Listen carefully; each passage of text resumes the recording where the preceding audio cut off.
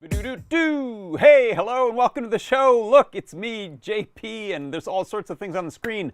Hi, welcome back, and thanks for stopping by. This is JP's Product Pick of the Week. I'm JP. I just returned from going out of town for a couple of days.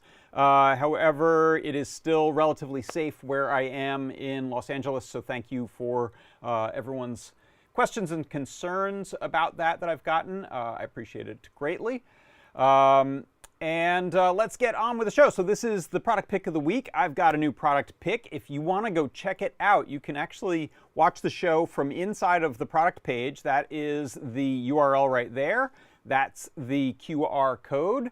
As you can see, the product ID is 5187. And if you head to adafruit.it/5187, that's actually how our URL shortener works for products. So you can go directly to the product page. And right there, you will see this show's broadcast from inside the product page. Product is half off. You can get it just during the show for a half price. We stashed, I should say, 100 of them before the show. We also had a few in stock. So you can grab some. You can actually grab up to 10 of them during the show. No coupon code is needed, but the price goes back up to the regular price at the end of the show. There are no rain checks or back orders or anything like that. If you get it during the show with the discount price, then you get it. If not, it'll be back to the regular price. Hello to you in the chats. We have a chat over on our Discord. That's this right here. If you want to head over to adafruit.it/Discord. Hello to Some Nice and Blitz City DIY. Hi Liz, Starman, Paul Cutler, Jim Hendrickson, Thin Man. Hello, Hasty Grover. Thanks for stopping by into the chat. And then we also have the YouTube chat up, which is at YouTube. And over there, hello to Dave and Beata Graf Avdalhagen, Connor McCarter. Hello. Hey, Mark Fox. Hello to Dave Odessa, Tackle the World, KC, Hunter Parker. Hello. Thank you for jumping into our chat.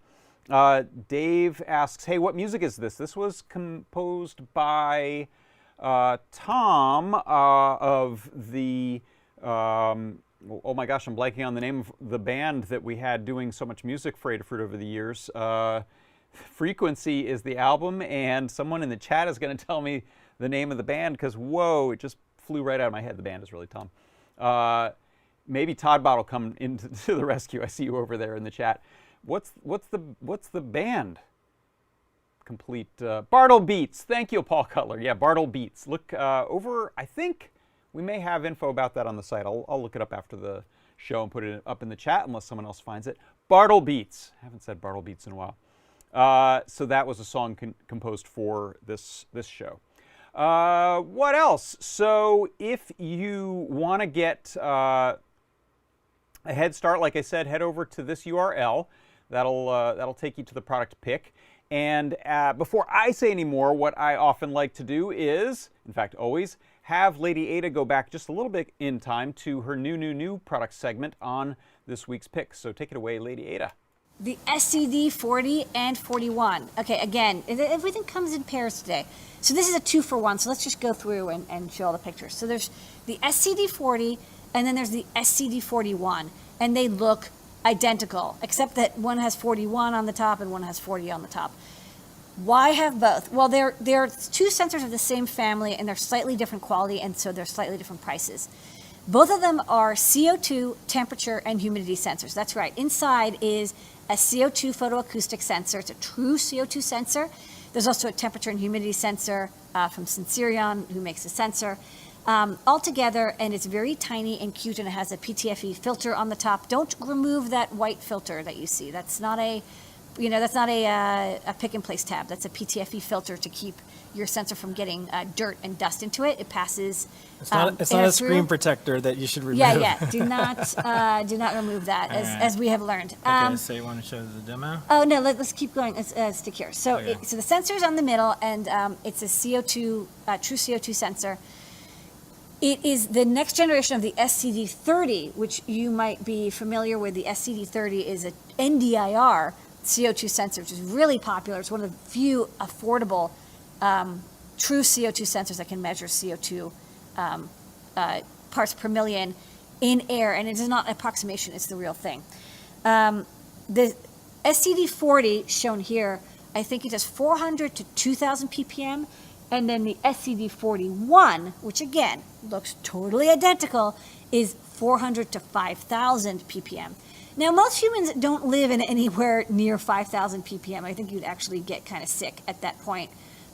So the 5,000 up to 5,001, that's what you would use for industrial or scientific or some other environment where it's like it's in a machine or something. It's we're not humans are not, and so you have to measure above 2,000. But if you're just doing, the most common thing, which is you want to measure indoor CO2 sensing for, is there how's the air quality? Is there airflow?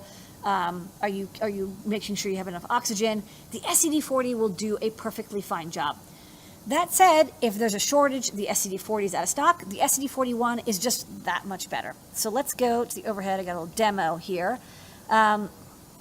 So like many of our sensors, it's I²C. Hold on, I gotta adjust this. Yeah.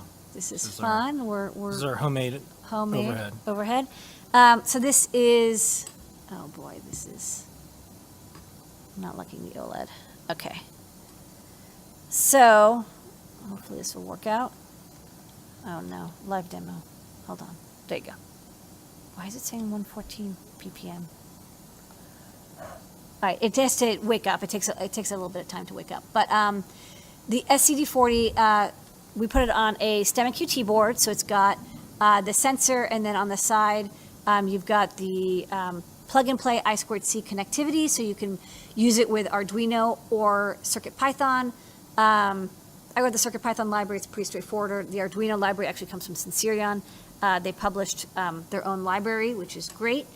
And you've got humidity, 49%. You've got temperature, 28% or so.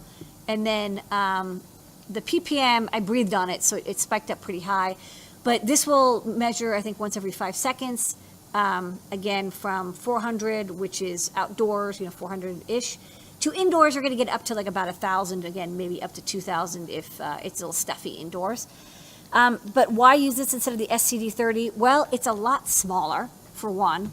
You can fit it in more spaces. It doesn't, I think it uses less power overall. Unlike the NDIR, which I think has to like heat up and do a lot of work, this one is much smaller and lower power, and it can even go into, the SCD41 can go into a low power mode. So basically, SCD30 does the job. It's reliable. People really like it.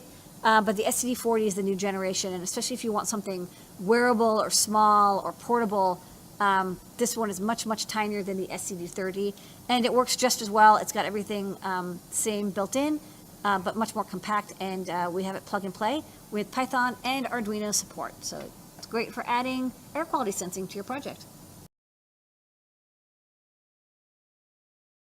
Yes, indeed, it is right there. That's it. I'm going to choke to death first. Hey, look, that's the product pick of the week this week. It is the SCD40 True CO2 sensor with temperature and humidity sensing and STEMMA QT. So you can see I have it mounted on a little case here, but that's the board. It's a nice little breakout. And as you can see, it's got a couple of STEMMA QT ports on it there, which I'm using to connect via I²C to the QT Py that I have plugged in. And this one happens to be a QT Py ESP32S2 with a little external PCB antenna, and then I've got a neat little USB battery on the back there. Cool little Ruiz Brothers case. Let me set it down on under this camera. You can take a look at a nice little closer look at it right there. So this big honkin' chonkin' package right here is the CO2 sensor. And what's going on with this? Well, it is a true CO2 sensor, so it's not doing an estimation. It's really finding out the parts per million of CO2 in the ambient air, which it reports back over the I²C, either using Arduino drivers, or in this case, I'm using CircuitPython. You could use Blinka and Python on a computer if you wanted to. And this one has a range of about 400 to about 2,000 or so parts per million that it'll report, which is perfect for human breathable air quality sensing. Like Lady Ada said, anything beyond 2,000, we're starting to talk about more of a scientific testing environment of an enclosed space. But if you're trying to figure out how much CO2 do we have in the air, are there people in the room, you can use it for human sensing, breathing human, living human sensing. You can let you know if you've got enough airflow, if you're concerned about that in the place that you're in. And we can not only use the Arduino and the CircuitPython drivers, but we've also got a really nice, easy way to use it in Whippersnapper, which I'll demonstrate, which if you're using a board like the QT Py ESP32S2 that I have there, that means we can get Wi-Fi wireless communication of sensing, which is perfect for this type of application, I think. And in fact, let's jump into that. So I'm going to switch over to this view right here. Let me bring up my Adafruit IO. So what we're looking at here, I'm just reporting the CO2, and I just have two graphs on my Adafruit IO feed here. One is showing the live, which is, I don't know how it decides that one, the last few hours. The other is a history that I have running that'll go, I think it's 8 or 12 hours. And so if you look at this bottom graph, I started this off in my studio, where I have a smaller office space, and it's not as, it's a little more airtight than this garage workshop. So in there I was experiencing, with me sitting there breathing like a big human, around 900 or so up to 1,000 parts per million, which is not a problem, but you can tell that when we go into the workshop here, we drop into the 400 range, which is what it's been sitting at, with some small exceptions when I've breathed on it intentionally or something like that. So that's able to report. I have this set up for every 30 seconds. So we get a lot of data, maybe more than you need, but it was helpful for this demo. And then while I was playing Lady Ada's video there, I got a little bored and breathed on it continuously for a long time so that I could hit the right timing of the 30-second mark. And you see it spiked up here to about, oh, this is saying around 2,000, 4,000? That can't be right. Yeah, I don't believe that there. It shouldn't be able to tell that, but I think the number was more like 2,000 something parts per million. Maybe I'm wrong. And then as I stopped breathing on it, it dropped back down to where it is now in the 500 and some. So there's probably a little bit of residual humidity and moisture there from my breathing directly on it. This does also have temperature sensing and humidity sensing. We can take a look at those right here in the feed. So what I'm going to do is go to Devices.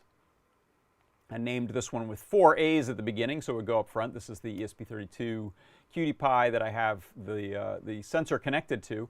And if I edit the sensor that's connected to it, I can say, let's enable Celsius and Fahrenheit and humidity, and I'll update that component. And now we'll give it a little bit of time to report those. You can see it right away reported our temperatures, so about 23 degrees Celsius, about 74 degrees Fahrenheit is what it is in here right now. It might take it a few seconds to catch up and give us that humidity sensor there. But that's my current CO2 reading right now, is about 520 parts per million. And if we head over to the dashboard for this, let me click on dashboards. I can actually add a graph of those as well. So this is the page we were seeing. I'm going to go ahead and create a new block. We can create a graph, or let's just do a stream. That'll be a feed of the data coming off of that right there. So we'll do a humidity and temperature feed of those. Oh, we might as well add in the CO2. And next step, let's see if I want to change any settings on that.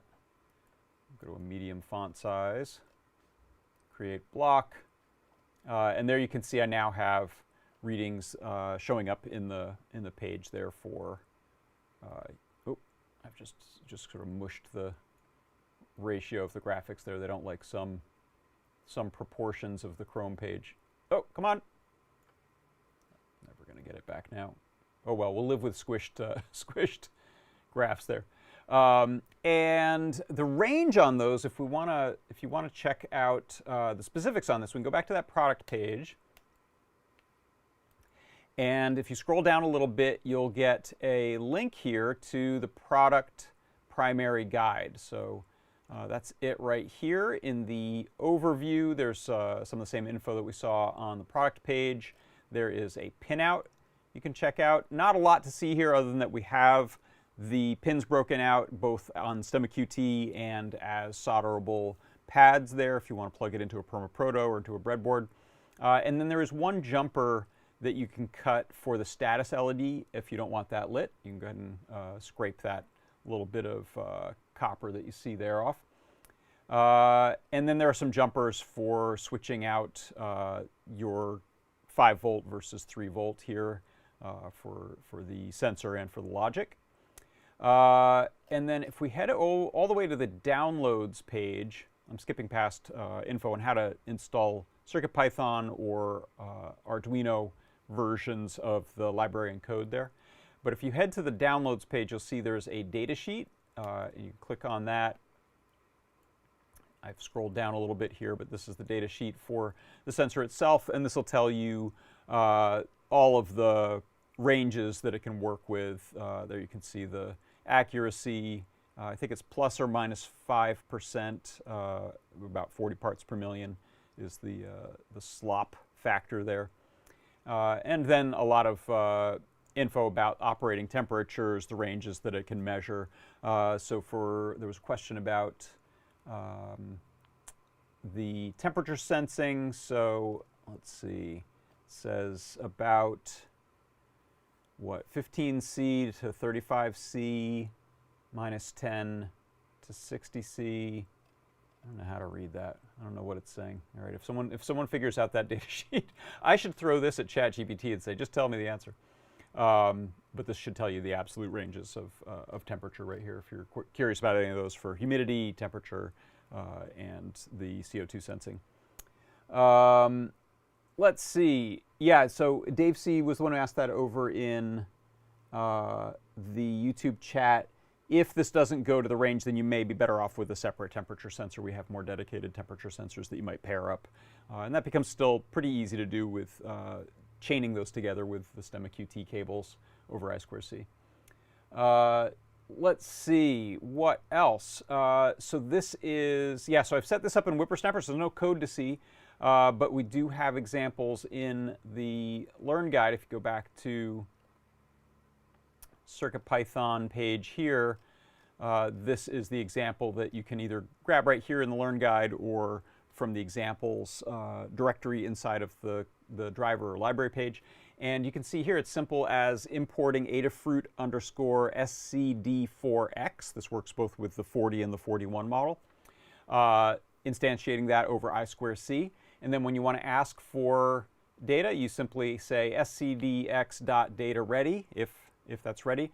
Then you can grab scdx CO2, temperature, or relative humidity.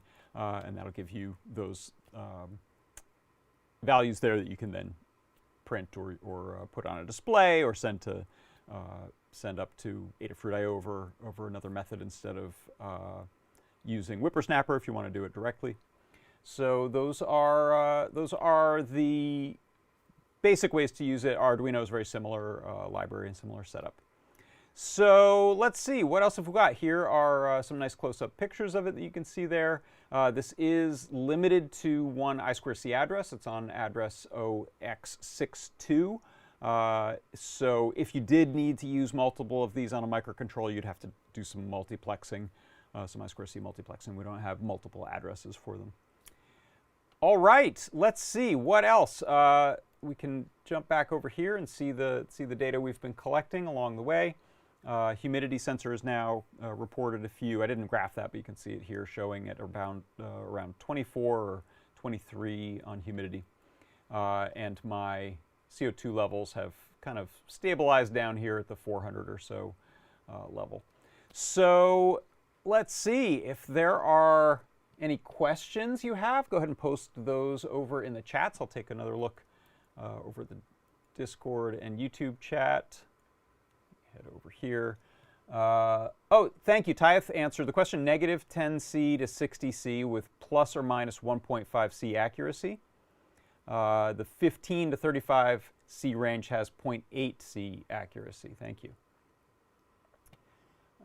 Let's see what else. Some nice says the datasheet mentions exposing the sensor to clean air once in a while. Otherwise, it saturates and records higher than normal CO2. Okay, good catch there. I didn't know that. So I'm guessing I should open the door here after I breathe on it too much. And yeah, I think that's it for questions. Thank you.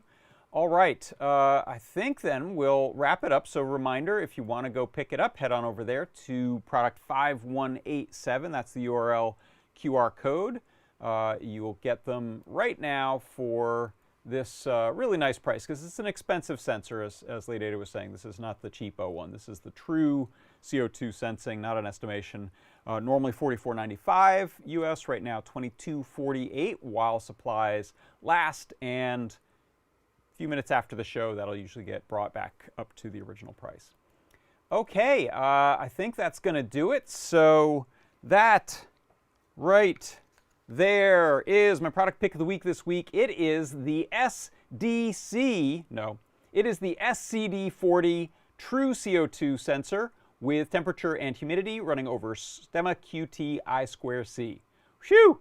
All right, thanks everyone so much again for stopping by. For Adafruit Industries, I'm John Park. This has been JP's product pick of the week, and I will see you next time. Bye-bye.